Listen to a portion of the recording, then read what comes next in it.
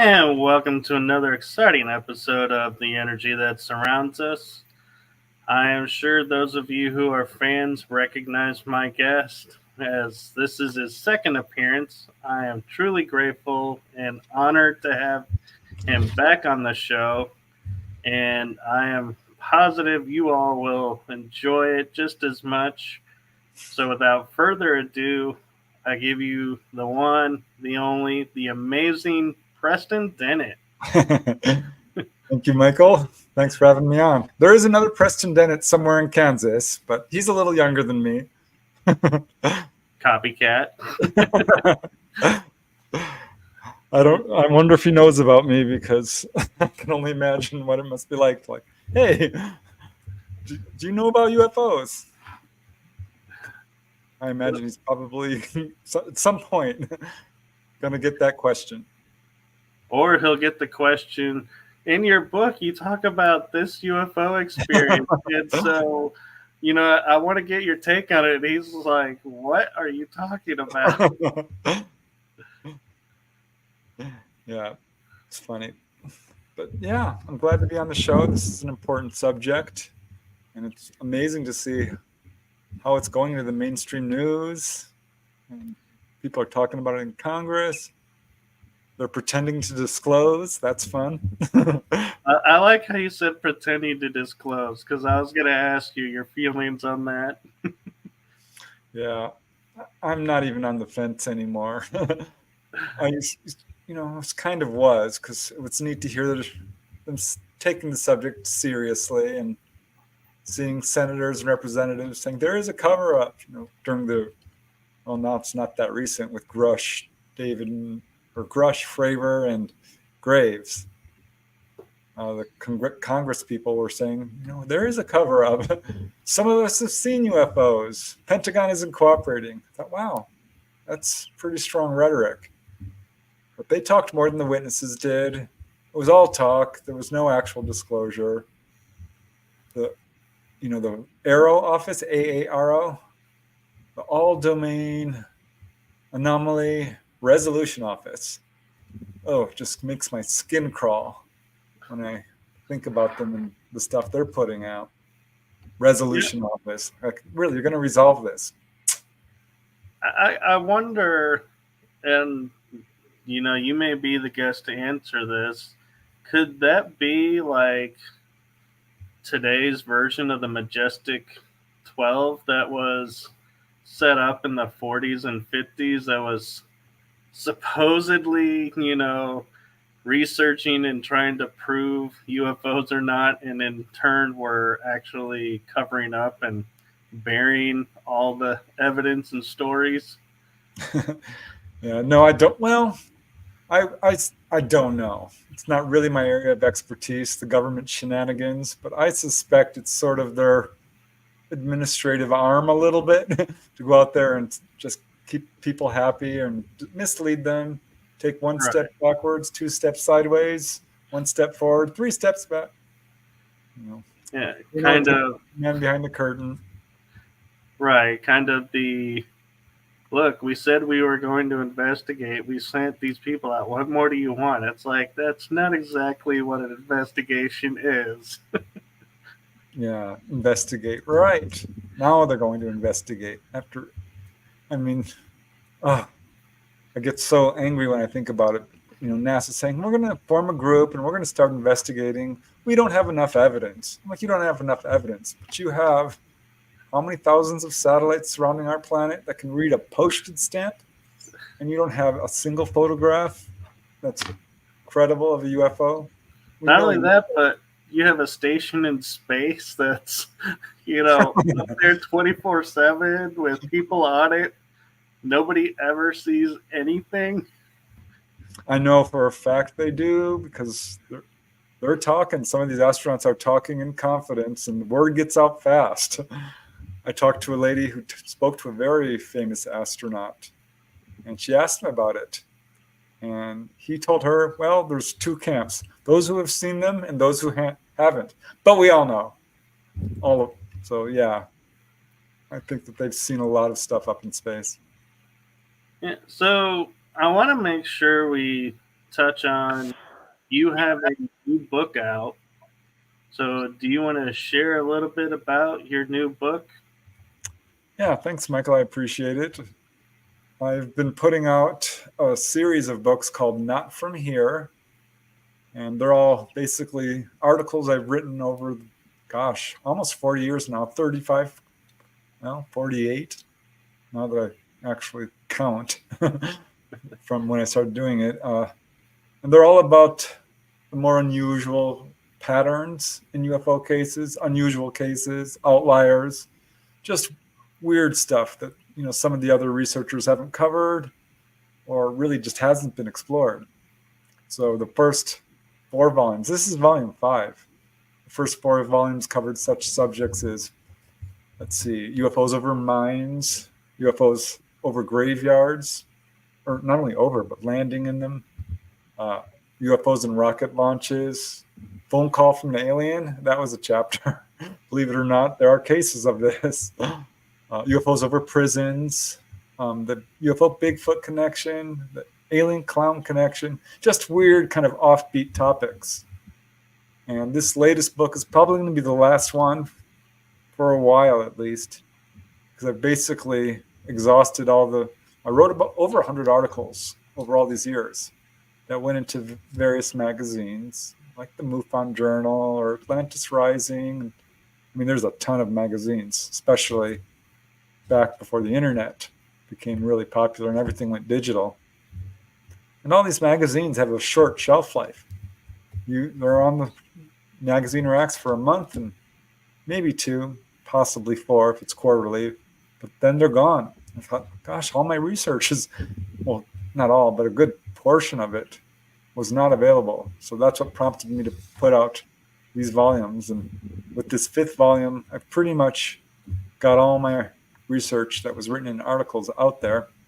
And this last one has a bunch of new stuff, actually, that wasn't in various magazines. There's one chapter that was, but I expanded it to twice its normal size. But yeah, in this book, I covered 10 different topics. And one is cases involving super fleets or UFOs seen by people that number over 50 objects in the sky at once. And I have to tell you, there are not a lot of cases like this. I had one myself. Yeah, that's what got me interested in it. But I thought, there's got to be more out there because I knew of another one. And I did a deep dive into the UFO literature and all my books that you can see behind me and the magazines. And couldn't find that many. I found maybe a little over half dozen, about 8 or 10. So that's one chapter. So Fast Ed is asking, what's the book's name? It's called Not From Here, Volume 5. And I called it that because I kept hearing that from witnesses. I don't know what it was, but it was not from here. After the fifth person told me that, I'm like, this would make a good title. Titles are hard to find. You go on Amazon and you type it. Anytime I put out a new book, that's the first thing I do. I'm like, going on Amazon. Oh, 5 other people already have that title. And one is a subject I don't want it to be associated with. You know what I mean? But yeah, it's called Not From Here. So I'm curious with your involvement with MUFON and with the UFOs. A lot of people are now in the paranormal community starting to research and get into looking at the UFOs. Have you had any paranormal experiences that you would say, oh, this definitely is, correlated to the UFO activity that was seen? I personally definitely have, and many people I've interviewed have as well. So yeah, I'm going to say for sure there is a connection. I don't think they're the same thing. I know there's some people who conflate all the phenomena into one bundle and say it's an intelligence and it's masquerading as this and that, Bigfoot and near-death experiences and elves and fairies and aliens and blah, blah, blah. I think there's a lot of stuff going on. And I have to tell you, as soon as I found out UFOs were real back in 1986, and that my friends, family, and coworkers were having encounters, I learned how to interview. And I would just leave it open-ended and say, has anything unexplained happened to you? They were like, oh, yeah, I had a UFO sighting and got a ghost in my house. Are you interested in that? I'm like, ghosts? No, ghosts aren't real. Found out, of course, they were. And it became clear to me that a lot of contactees in particular experience a very wide range of paranormal activity. So contactees started reporting to me near-death experiences and astral projection, precognition and healing, and remote viewing, physical levitation. What else? Seeing shadow people, mediumship, clairvoyance, telepathy, all of it. And it became almost immediately apparent to me that there was a connection here. So I dove deep into that. I not only researched UFOs, but every paranormal topic I could find. Channeling, demonology, angels, even multiple personalities I looked into. And yeah, I think there is a connection. When I started investigating UFOs, it took a couple of years, but I started to see them. I went out looking for them. I was really dead set to experience it myself because it's really exciting talking to someone who's seen a UFO, and a little less exciting, but still equally exciting to read about it. But, seeing one yourself, oh my God, that is amazing. And that's when my belief turned to firsthand knowledge. I knew then that this was real. I already pretty much knew, because you can only, once you talk to 30 or 40 people and they're telling you the same thing, it becomes undeniable. But to see it yourself, it's like, wow. And I started having out-of-body experiences, and I started having a lot of paranormal stuff. And I don't think that's a coincidence, because I would talk to people who see a UFO, and they're like, well, started having out-of-body experiences. Or people are taken on board, and it wakes them up psychically, spiritually. And it became, as I interviewed people, because I started to really focus on people who were taken on board or had face-to-face contact. That's where I think most of the answers to what's going on here are. And they told me this over and over again. And it became clear to me that ETs have a mission, a goal, to wake people up to their own psychic abilities. Because in case after case after case, that's exactly what happens. So I think that's what the connection is, honestly. That's interesting, because me being a paranormal investigator, I can say I probably have had 3 or 4 that I feel like are definite UFO sightings or experiences, and I've only ever caught one on camera because I thought I really need to take a photo of this. But the one that I'm curious if you've ever come across is one I failed to document because I was in such shock about it. But above my house, there was a single cloud. That was like a big white cloud, and no other clouds really around it. And all of a sudden, there would be like it looked like an explosion where it would be orange and then maybe red or green, two different colors back and forth on sides. And there's no sound, no thunder, no any of that.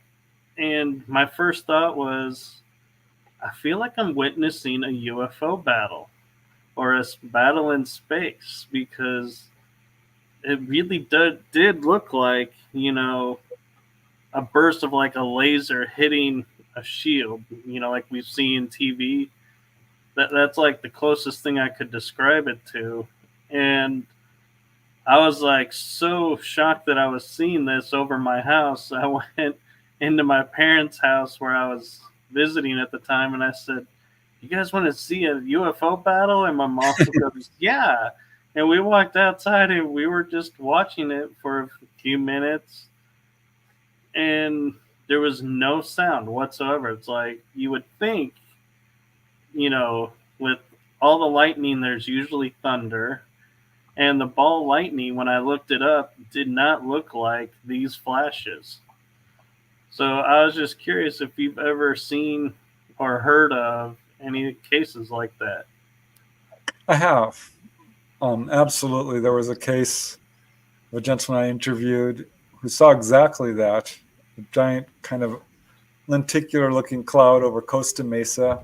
Hundreds upon hundreds of people saw it. He says there were little pastel lights flowing through it. I've heard of a number of cases like this. Don't think it's a UFO battle. I'm just going to put that out there. I've got no good, credible reporting on ETs fighting each other from any contactee, really ever. I know there are some reports out there. There's also a lot of misinformation and disinformation. I just don't have any good evidence that ETs are fighting each other in any real way. They cooperate. They all know what each other is doing. We see them together on board a craft, mantids and grays and human-looking and little blue guys and tall whites. It's not unusual for contactees to see different ETs. Right. These are anomalous clouds, is what they are. That's what they're basically labeled in the UFO field. And I'm of a couple of minds about it. I think there are weather phenomena that are poorly understood. And there are clouds that are not, that can have, various gases in them that will ignite. And lightning is poorly understood in and of itself. One of these days, I'm going to write a book on lightning. I've done some research into it. Did you know there's like a 50 or 100 documented cases of people struck by lightning who actually healed as a result of a lightning strike? Really? Not kidding. Yeah, and people will be struck by lightning. It levitates them off the ground. Some really crazy stuff can happen with lightning. Yeah. Lightning. I just want to clarify that I'm not saying it was a battle either. I'm just saying that's what my mind made the experience to make sense of what I was seeing. Yeah. Because rocket launches can leave big clouds that are somewhat can ignite gases, and clouds themselves can carry an electrostatic charge. But I don't know if that's what's going on here, because there's case after case after case of UFOs with clouds surrounding them, and suddenly the cloud will clear up, and it's a UFO. I mean, I just looked at a case from Florida where this black cloud is poking along against the wind, and the husband's looking at it, points it out to his not fiance, they were just married, they were on their honeymoon, and this UFO emerged from it, and he saw a little porthole, and there was a little being in there. It went back in right when he called out to her. Look, it was a cloud again, and they ran because this was quite close to them. But yeah, a lot of cases where people will drive right into a fog bank or UFOs coming in and out of clouds or hiding in clouds, and or even I think there's some cases that point towards this where they'll create a mist or a cloud around them. I mean, there's quite a few cases where UFOs are coming down and it's just all this mist and fog around them. So that could have been something what's going on there. Lenticular clouds are, of course, just a type of cloud that looks very saucer shaped and have generated a number of reports, but you can tell pretty easily because they are just a normal cloud in essence that usually hovers over mountaintops and will stay in place for a long time, but can get enormous. Right. I ended up doing a lot of research into meteorology because you have to, if you're going to be a UFO researcher, you need to know your astronomy, your meteorology, and all the various sciences have a basic background in it. So It's hard to say what's going on there. I would have loved to have seen it, but I don't know. I know that there's some weather phenomena that can be a little tricky, but yeah, lightning is still poorly understood. We don't even know a whole lot about ball lightning because there are cases where they come down and they'll come into people's houses and stuff and then exit through a window and trying to say, oh, that can't happen. Well, yes, it can. It absolutely can. There's enough cases. People try to explain UFOs as ball lightning. No, it's pretty darn rare. No, and you're talking about doing a book on lightning. I believe it's in South America. Josh Gates on his show did an investigation kind of episode a little bit where he went to this place that was on the water and they would say, okay, you need to stay, from this time to this time away from the water. And they said, what? He goes, why? He goes, you'll see. And all of a sudden there was huge lightning everywhere, just randomly start striking, and it would just go for hours. And they're like, yeah, we know this is going to happen at this time, I believe is what they were saying. And they were like, yeah, it's like every night there's lightning. It never fails, I think, at this one location over water. And it's like several places. And so I was like, that is a mystery that sounds really cool to investigate. Yeah. Well, they know that, the elements in the ground can be a factor here. Florida is the lightning capital of the world, or I mean, sort of the U.S. And Socorro, New Mexico has a lot of lightning. A bolt can come right out of a blue sky because they can travel many, many miles. And there's such a thing called heat lightning as well, which doesn't produce thunder. It can just flash across the sky. I was in an electrical storm not too long ago, and I've never seen anything like that. It's just flash, flash, flash, flash, flash, flash, flash, flash for hours. It knocked down our electricity, knocked down the whole neighborhood. There were some fires. It's crazy. It's connected partially to our sun. CMEs, coronal mass ejections. All of this is connected.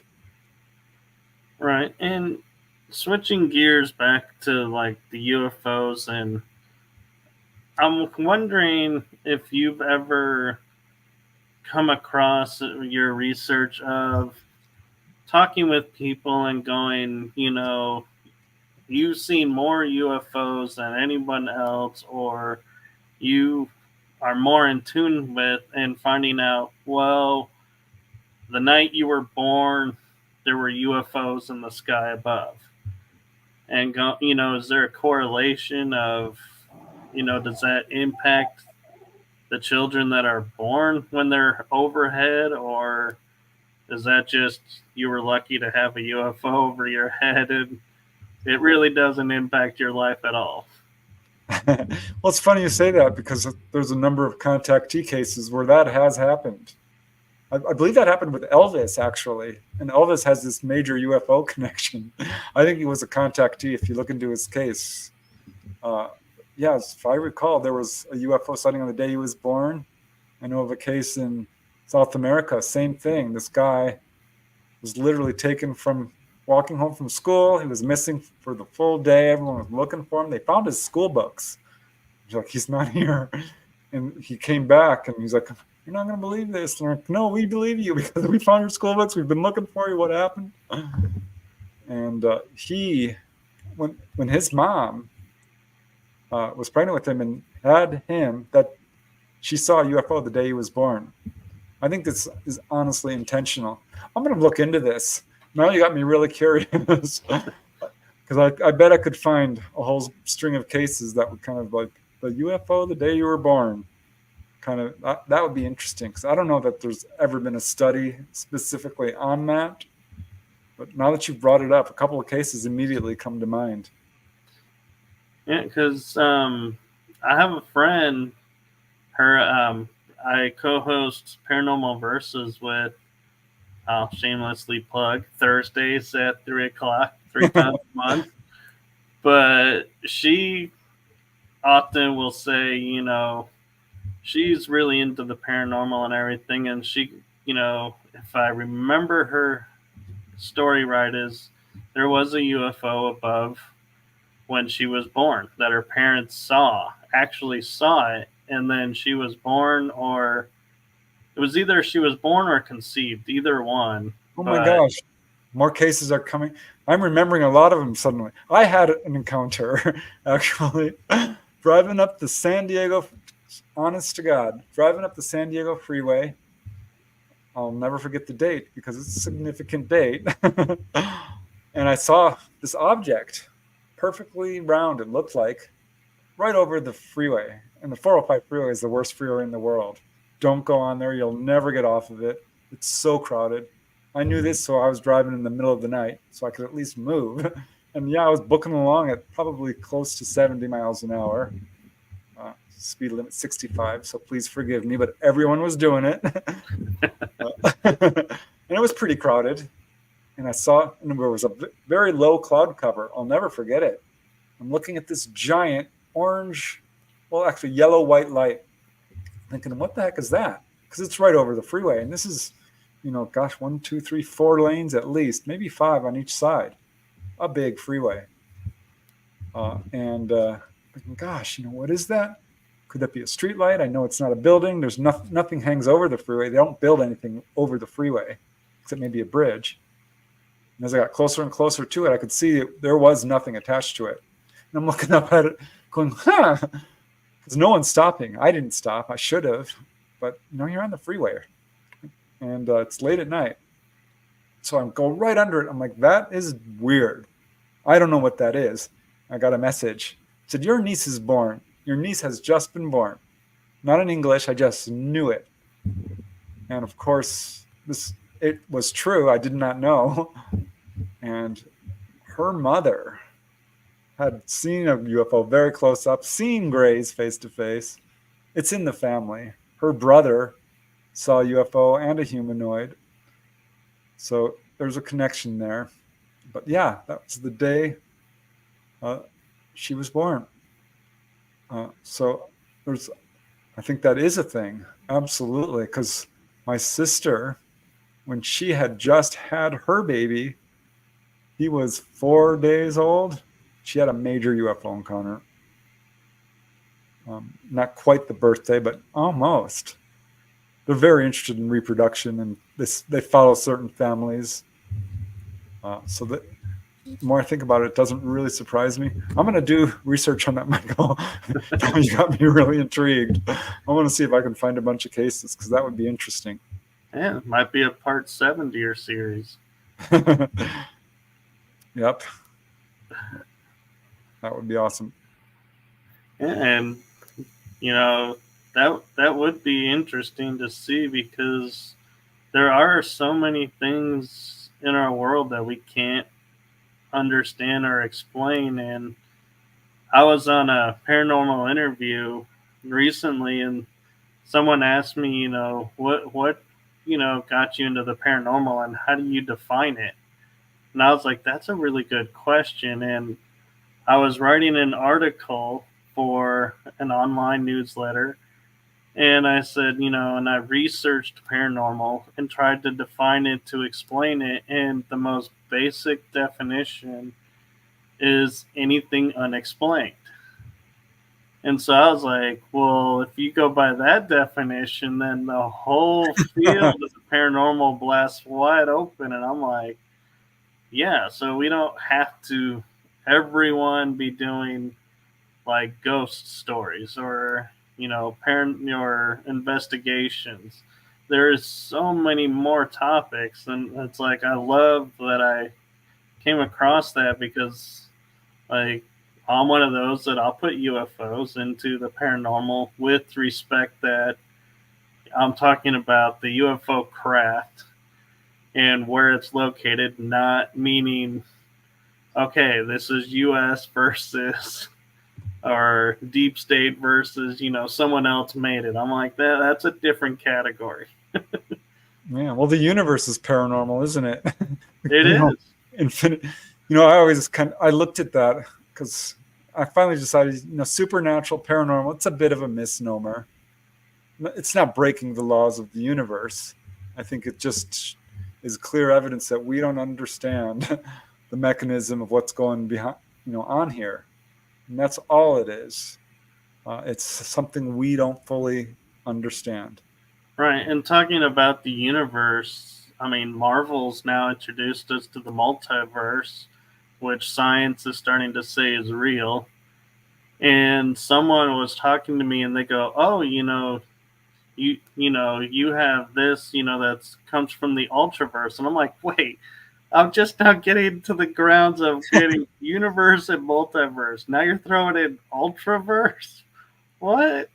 And it's like, yeah, we're learning so much and we're growing. I think a little bit faster than normal. I think lately. What do you think? Yeah, well, I think it's inevitable. At some point, we have to grow up. We definitely have grown very quickly technologically. The stuff that's coming out is crazy. I mean, you can see humanoid robots, and they're talking on TV. And if you didn't know that was a robot, you probably wouldn't know, because it looks very lifelike and can pass, the Turing test. Like, basically, answer questions and interact with people. I think our spiritual, well, maybe that's not the best word, but psychic development, ethical and moral progress is lagging behind. And I don't see a whole lot of improvement there. There's so much greed and corruption, division of wealth and divisiveness. And so I'm worried about that.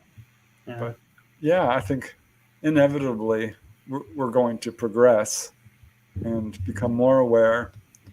And I think each person, of course, is on their own pathway towards, spiritual mastery or awareness or whatever you want to call it. Right. And I kind of wish, and I know this is, kind of hard to wish for, but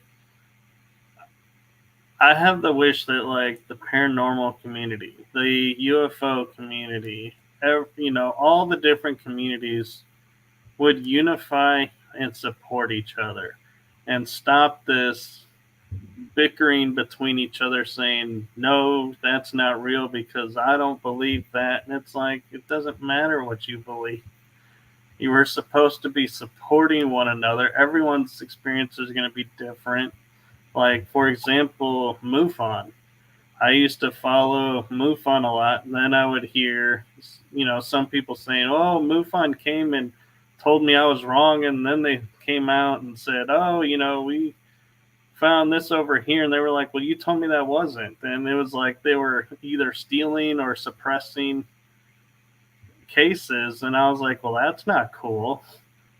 But then I'm like, especially, being MUFON. I was like, and then, it's like, well, that's one person. It's like, yeah, unfortunately, that is one person. And so, but I have the same dream you do.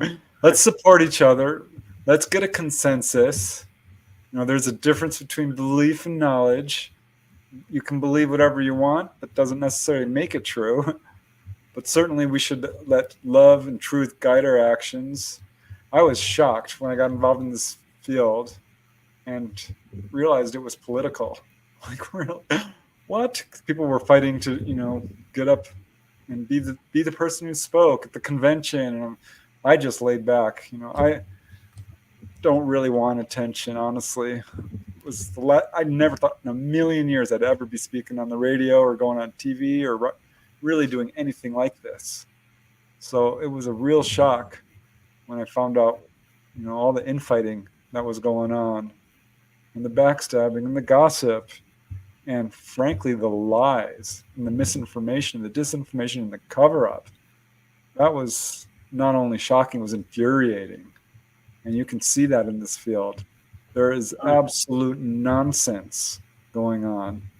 And I don't know how I put this, it's intentional. There's a carefully organized, well-funded, carefully orchestrated disinformation campaign and suppression of UFO evidence, paid with our own tax dollars, very well-funded.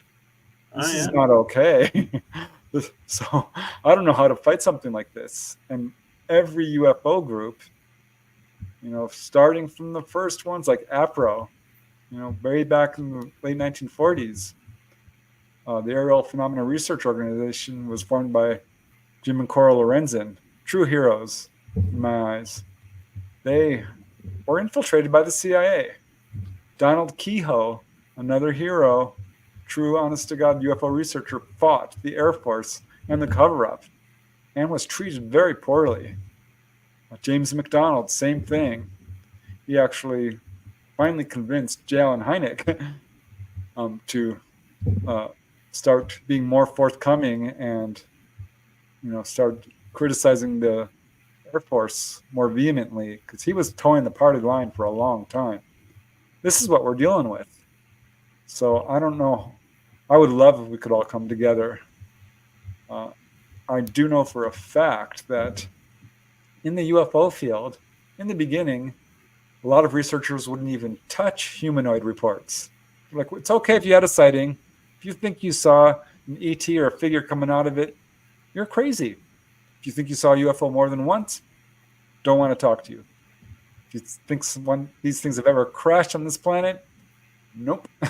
We're not going to talk about that. That did not become a subject of any serious study until the 70s. And even then, it wasn't really popular until closer to the 90s. So this is a field where it's very difficult to make progress. I know, and even cases that are documented are still under contention. And one case that I find is really interesting because of the timing that it happened and people don't really know about it, and that is in World War II, the Battle of Los Angeles, they call it, where, they opened fire because they seen something in the sky. And when you look at all the images, with all the tracer, ammo in the sky, it's like, how did you miss the target? And at the same time, it's like, how could you not identify? You had so many lights and different sources up there. How is this a thing that, like, if you were to say to someone today, have you heard of the Battle of Los Angeles? Yeah, that was a great movie. Yeah, there's a book I have on this subject. There's a couple written, but the really seminal book is The Battle of LA, I think it's called, by Terrence Sword. It's so good. It's a sleeper book, but it outlines it in detail. There's no doubt that happened. I talked to a first-hand witness once because they tried to explain this as Japanese aircraft, and it wasn't just one. There was several of these craft. One was quite large and many smaller ones. And the guy I talked to said it came right over his house. It was not a plane. It was very low, silent, looked really strange. But one of these big objects they all came from the ocean over the LA area. And one of them stopped right over Culver City. And you can see that photograph that with all the searchlights trained on it. Right. And get this, they shot 1,400 plus rounds of ammunition at it. 5 people died from car accidents and falling debris and heart attacks. And it's funny because in the first congressional hearings that we had about 4 years ago, the heads of the Defense Department, Moultrie and Daley, I'll never forget them sitting up there in Congress, all, being all sober faced. And they were asked, have we ever shot at UFOs? And the question had barely come out of the senator's mouth when they both jumped up very quickly and said, no. Nope. I'm like, you liars. I almost threw something at the TV because that's the case I instantly thought of. And I can think of a bunch of others. But yes, we shot at UFOs. And man, oh man, that's such an amazing case because it went on for hours. When they showed up, they put the whole city on lockdown. Everything went to it's called the LA blackout as well. Yeah. This was wartime. This was right after Pearl Harbor. 2 months, I think. And I think there was even submarines involved, if I'm not mistaken. I would have to look that up. I don't remember that. Could be. But I do know that there was a Japanese balloon that had an explosion which landed on an Oregon beach, and they tried to, relate it to that. This caused a cover-up. They tried to explain it as balloons and planes, but when that guy's picture came out on the LA Times, you can actually look this up with Freedom of Information documents. We now know that they did not know what this was and tried to shoot it down. Of course, you can't shoot down a UFO. They're very, very advanced. But you can see the shells, exploding around it in this one photograph. You've got to think that there are other photographs out there.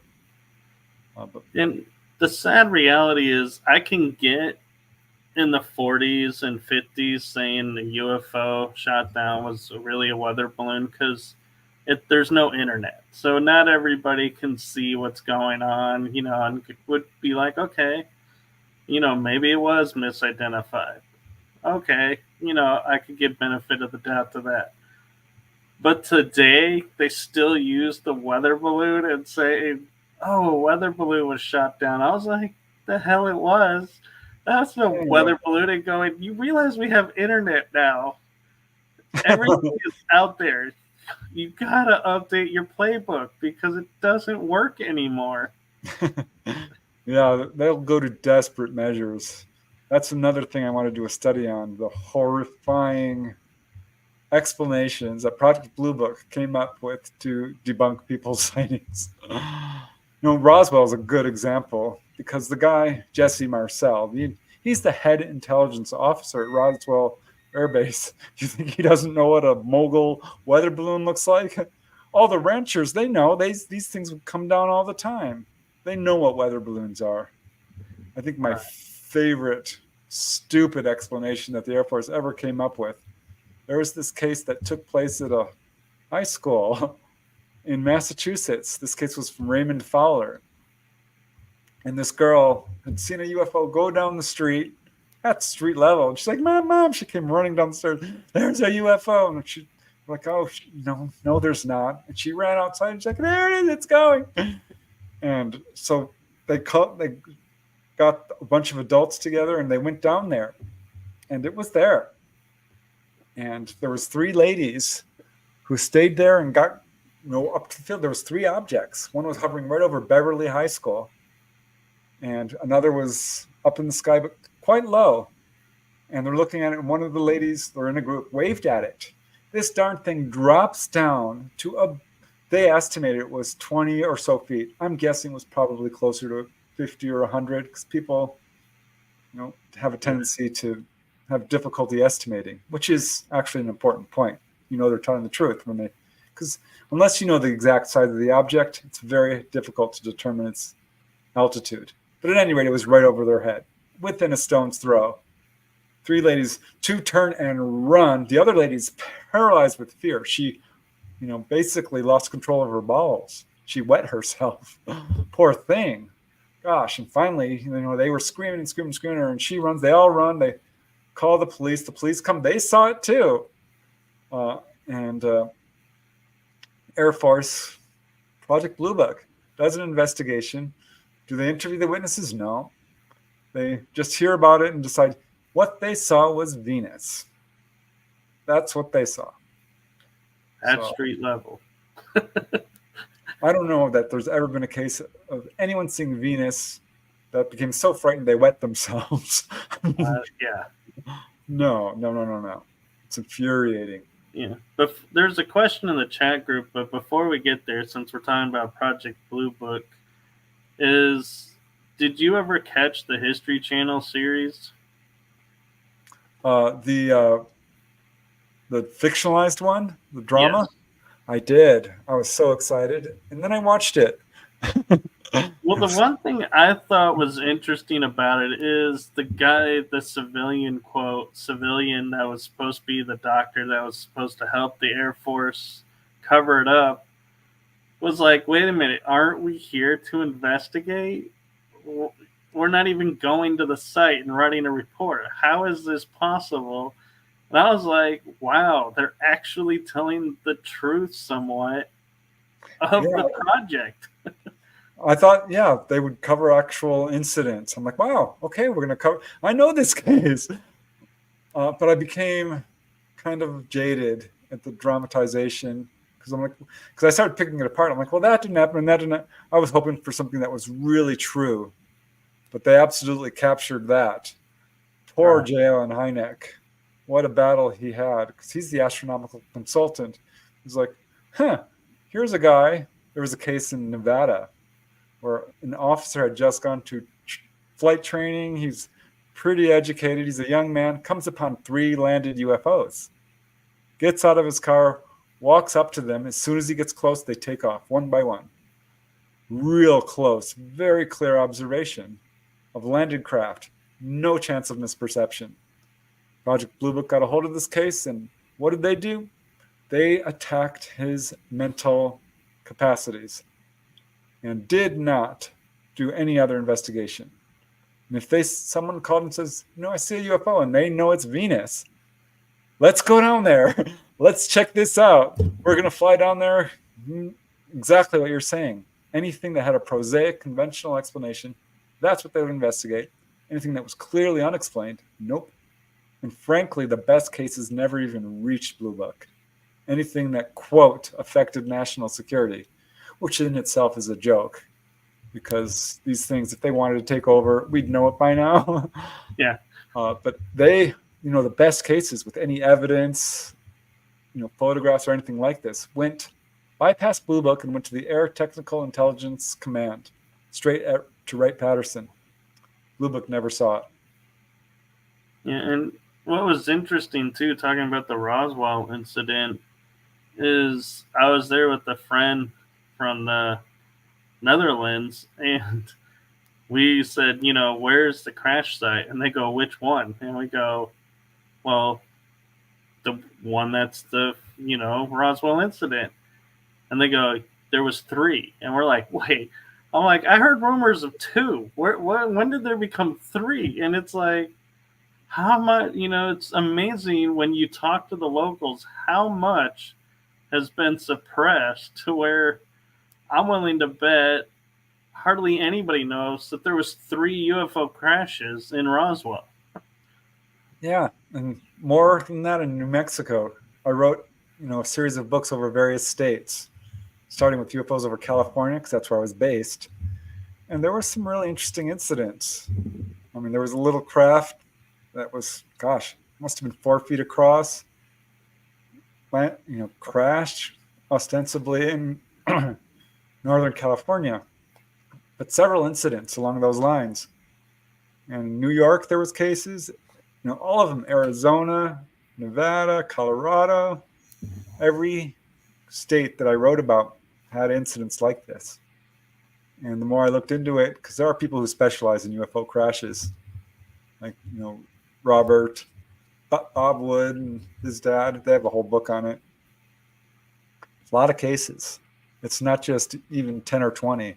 It's closer to 100 It wouldn't surprise me if it's more than that. Right. And so the question that came up was Don Curtis's asked Don Curtis, sorry, Don, I was talking too fast. She is wanting to know, in your experience, do you think the ETs that go into the water are a different group that go underground or into the Antarctica mountains? Well, it's kind of a trick question. No, I don't think. I think that basically we're dealing with ETs that have different ancestries. Different in the way that us here on this planet are different from each other, but we're still the same race. There's only one race on planet Earth. There may be ETs walking among us, but we all have different ancestries, right? Right. And the ETs are working together, and yes, there's little short grays, and there's tall grays, and there's tall whites, and there's mantids, but the message contactees get over and over again is, we are you, you are us, we are all one, we all share a common ancestry. So I'm not sure it's useful or accurate to sort of divide these into different groups. Or people who've tried to say, well, does this shape of a UFO contain this kind of ET? Why are these Andromedans and Pleiadians and Cygnus and Zeta ever taken? We love labels and names, and I cringe at some of the stuff I hear out there because I don't think the reporting on it is that good. I think they're all basically this. I don't want to say the same, but yeah, I think they're essentially the same group. They're all in concert with each other. I don't think it's a galactic federation or anything like that. I have no reporting on that. I don't believe there's a galactic federation because I just don't have any evidence of it in terms of first-hand accounts. Right. But yeah, they can go into the water, and all different types of UFOs and ETs do it. They can go into the ground as well. They're all over this planet. I've come to realize that pretty much every location on this planet has a long, rich history. And if you dig deep enough, you can find cases in this location.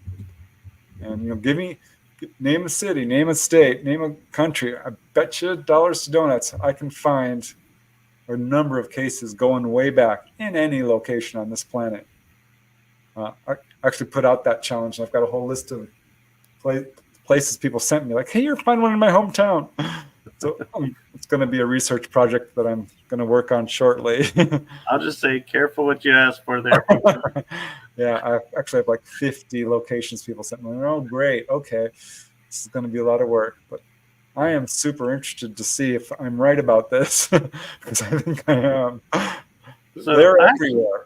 And they can go into the water. And I interviewed this lady, Dolly Safran. She's my favorite contactee because her experiences, real quick, are so extensive. She's had so many contacts. She says they do go in the water all the time. And the main reason is not, so-called undersea bases, which she says, no. They don't need those. They don't have those. It's because their craft becomes superheated. And what we are seeing in these craft coming down to basically cool off their hull so they can do what they have to do to pick people up, because coming down through our atmosphere at super high speeds, this is why they're often seen as this fiery glowing object coming down, and then it lands and you can see, and this is the steam and stuff that's coming off of it in clouds. You can see it's a metallic craft. I've got many cases of this. People see a star-like object, down it comes. It's not star-like anymore. It's a craft. But lots of USOs, a lot, all over the planet. So I have like a two-part kind of question for you then. So UFOs and USOs are virtually the same thing then, which just we're identifying seeing one underwater versus in air. And then my real question is, why do you think the government and military has taken the common term UFO and now trying to make it UAP? Oh, I won't even use that term. I hate it. because people, if you research UFOs, you're a ufologist. What if you're researching UAPs? You're a UApologist. I wonder if they knew that, because that's a terrible. I don't like. I mean, we're suffering from semantic disaster, is what I'm trying to say. Right. In this field, a UFO is a misterm anyway. I think we should start calling them what we pretty much know they are: extraterrestrial craft. I think it's another distraction. I think there's been some talk that they're using the term UAP to differentiate between a genuine extraterrestrial craft and a government reverse engineered craft, because there's a lot of those flying around. And if you want to call those UAP, well, no, it's not unidentified. It's even the term phenomena bothers me, because it's Right. it's layering mystery on it when it's not needed. I think it's a distraction, and I don't like it, and I'm unhappy about it. They'll do anything they can to kind of pull people off the path. I think their excuse was, well, let's call it UAPs to remove some of the stigma. You're the ones who put the stigma on this subject. Right. You did. So what are you doing? And it's interesting too, because when you said UAPologist, when you said it quick, it was you apologize. It almost sounded like you apologize. It's like, I wonder if it's their way of saying we're sorry that we're with the term UFO. But I'm curious too. I just lost the train of thought, so I'm going to jump over to Michael's question. Can you speak on the best ways to call in a drone when out to sea? A drone, like an ET drone? I'm assuming you mean ET drone. Well, I mean, CE5s have been around for a very long time. Of course, Stephen Greer, he's a pretty polarizing figure in the UFO field. I've met him several times. Always been nice to me. I think he is a genuine contactee. He popularized the idea of close encounters of the fifth kind, calling down a UFO. It's a human-initiated contact. But if you look into the UFO literature, you'll see that this has been going on for a while.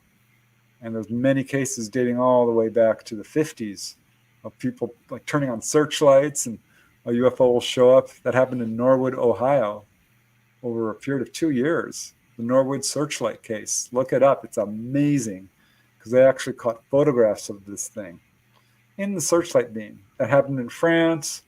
I've got some of my own cases that predated the whole CE5 movement. So lights is one method that's often been cited to call down UFOs. But Sisto Paswell, a contactee, has been doing this long before this was popular. He's from Peru. And he was basically using meditation, which is, I think, the most effective method. But yeah, you basically meditate and visualize your location and reach out mentally to the UFO occupants, the ETs, and call them down with consciousness, with telepathy. Because let's face it, they are telepathic. They're very much on top of things. They're watching over all of us. I've come to realize this. And almost without exception, when they do communicate with people who are having contact, it is telepathic. So it can be very effective. I've got a number of cases of people who are like, gosh, I wish I could see a UFO. One shows up, or they'll start talking about it. I'm like, you're not going to believe me, but we were just talking about this subject, and that's when it showed up. So there's something to that. But I want to give a caveat right now, because we're in a new era. We're in 2024. And talking with Dolly, I'm going to bring up Dolly Saffron again, because she's my go-to gal when it comes to this subject. She's like, listen, our magnetic fields have gone down by 40%. She's very much into science, and what the ETs taught her this as well. And they basically bugged out. They are not here. And most of what people are seeing, pretty much all of it, is reverse engineered. So if you're going to go out there and call down a UFO today, I had another contactee tell me this. He's like, you need to put this in my chapter, because I wrote his chapter in my book, Humanoids and High Strangeness. He says, you need to tell people, warn them about CE5s, that you could call down these nefarious government folks who could come over and wreak havoc. So I'm a little wary of encouraging people to do CE5s and try to call down a craft. On the other hand, reaching out telepathically and developing a rapport with ETs, I think, is absolutely doable, and I highly encourage that. Develop your psychic abilities to the best of your ability to do so, because you can absolutely do that and get telepathic messages. A lot of people, contactees in particular, say that they are still in contact and they do get messages. So yeah, it's a little bit of a mess going on right now with CE5s, but consciousness and telepathy and meditation, that I think would be the way I would recommend reaching out to ET. And they can still, kind of remote view, I guess would be the way to put it, or even make a little bit of an appearance, because they are that advanced where they can show themselves to you. So right. We're not completely dead in the water here. Yeah, and admittedly, when I first heard of Stephen Greer saying, you have to shoot a laser pointer up in the sky to get their attention to come and visit, my first thought was always, these people and these beings traverse time and space. Why would they need a laser to say, oh, you're over there. We thought you were over here. I'm so glad you pointed that laser so we didn't go to the wrong spot. Yeah, I would not recommend lasers. They're illegal to point at aircraft, just so people know, because that will blind pilots. And there's been people who've gotten real trouble for that. I asked Dolly Saffron about that. She's like, no, don't do that. Because she actually was taught by the ETs how to pilot these craft. Now, I know how that might sound to a skeptic, but read Grant Cameron's book, Sky Pilots. He outlines 40 plus cases of people. And I've talked to other people who've had this same experience. And I've done CE5s, and you just bring a powerful flashlight. You can get some really powerful flashlights these days. And you blink at it, the UFO will blink back. And when that happens, boy, that's thrilling. That is so cool.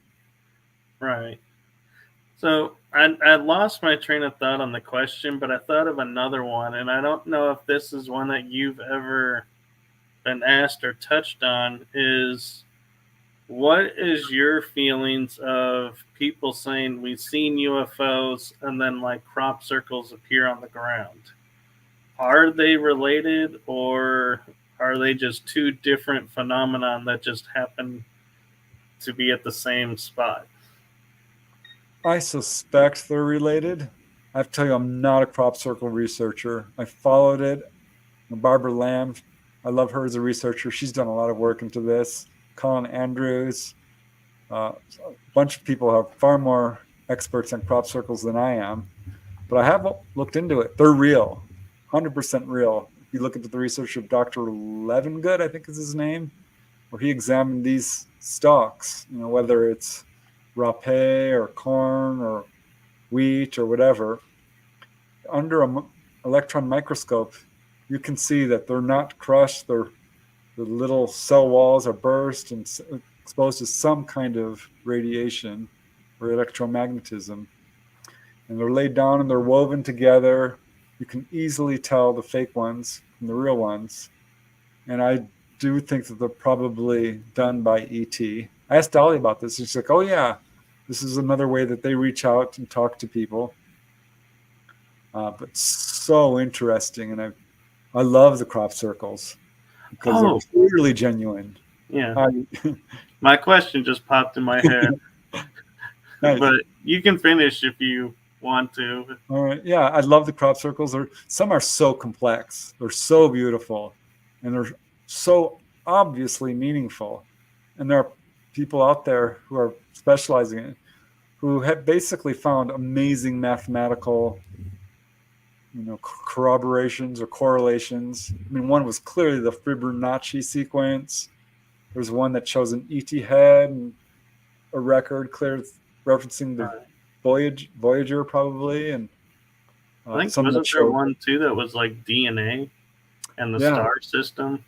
And some that are so complex, people are like kind of going, I mean, there's one that's just amazing. It's real long. Yeah. I think they're fascinating. I think it's another very clever method because these ETs know what they're doing. They're hovering over drive-in movie theaters. I wrote a book on that. Over schoolyards. Oh, I could talk about that for 2 hours. They are very clever in their methods of waking people up and alerting people to think in new paradigms and think out of the box and consider new ideas and just waking people up in any way they can. Yeah. So the question that I was wanting to ask your opinion on is, it's kind of something that I've formulated from putting pieces together with other guests is, so we have the Nazca lines where they're glyphs obviously visible from above, so they weren't man-made, so to speak, because how would we know what we're making without having a means of saying, yeah, that line needs to go here, here, so we have the image. But we were talking one day and said, there's sandstorms, because it's desert, there's winds, but yet these images never change. So is there an energy barrier around these, and could UFOs be using those to be like you're saying, house maybe people that they abduct, refuel, go where they need to go, or go where they're going? Could that be what's happening in those glyphs? Because it is a phenomenon that no one really researches. We know they're there, but it's like, yeah, everyone's just like, they're there. Yeah, well, there are people who've researched it intensely. I'm not one of them, but they keep appearing in my books. When I buy a book on the paranormal, the Nazca lines are invariably brought up. And they're not unique, actually. These are all over the world. There's the Blythe intaglios, I think they're called. Very, very similar. And from what I understand, they are made by ancient people who probably encouraged or inspired, rather, probably a better word, by sightings. And there was more open interaction with ETs among indigenous populations many, many, many generations ago. You can see this with Native Americans who talk about this. Their oral tradition talks all about this. And Artie Six Killer Clark, if you read her books, she references this in a few of her cases as well. I suspect the Nazca lines are something along those lines. I don't know that there's been any research pointing towards them having any force field around them or anything like that. It's a good point that you make, that they're still there after all these years. But if you look around the world, I know the show Ancient Aliens really thrived on this and really became extremely popular because they started visiting sites like this, whether it's megalithic monuments or Stonehenge or Easter Island or the pyramids or these sand carvings or whatever you want to call them. They're, I think, related to all of this, certainly. Yeah, it's hard for me to speak on that. That's really not my area of expertise. I know what's in the books and what I've read in the public arena. Right. I'll have to see if I can get any information from contactees about that, because that would be interesting to find out from an ET perspective what those might be and how they when did they get made and were they human made, and was it in response to ET visitation? That's my understanding. Was it in response to ET visitation?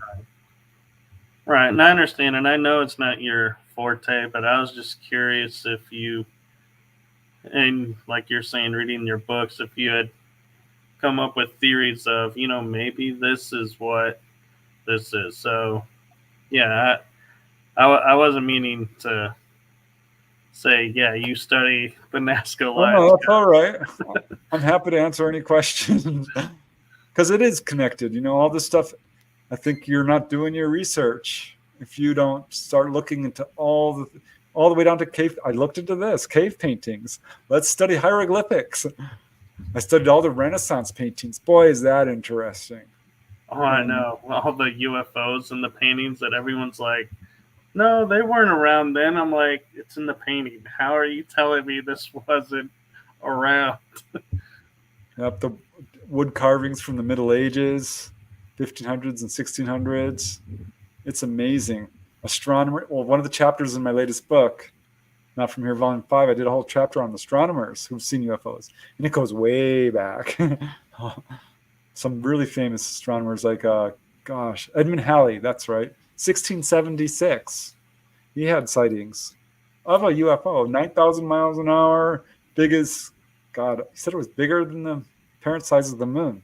A big object moves across the sky. That was 1676. And if you can't trust an astronomer, who are you going to trust? They're trained observers. They know what's going on in the sky. And so many astronomers have seen UFOs. People have no idea. Really famous astronomers have seen UFOs. All right. Well, we've actually gone over the hour a little bit. And so I know you have things you're needing to do, I'm sure. And, I appreciate your time and coming on. And I'd love to have you on again and continue delving into this topic and your experiences. Hey, anytime. Yeah, I've had quite a few. Very cool. But so, this is a new thing since you were on the show last time that I'm liking to do now is Uh-oh.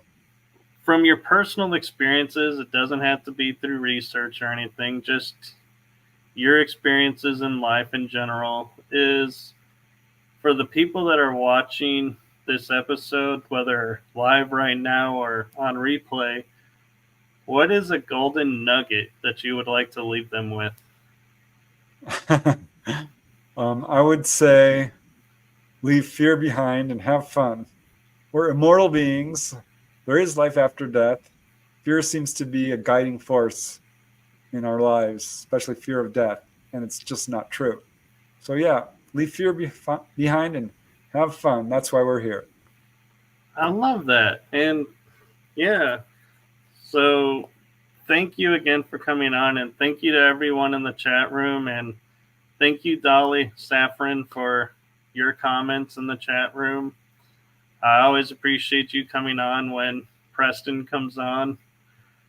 And so, from all of us here to all of you out there, have a great night, great day, great afternoon, wherever you are in the world.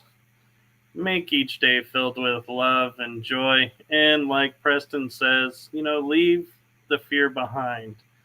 Embrace the joy in life. And with that, I think we're ready to say goodnight to everyone. So, thank you. Live long and prosper. Live long and prosper.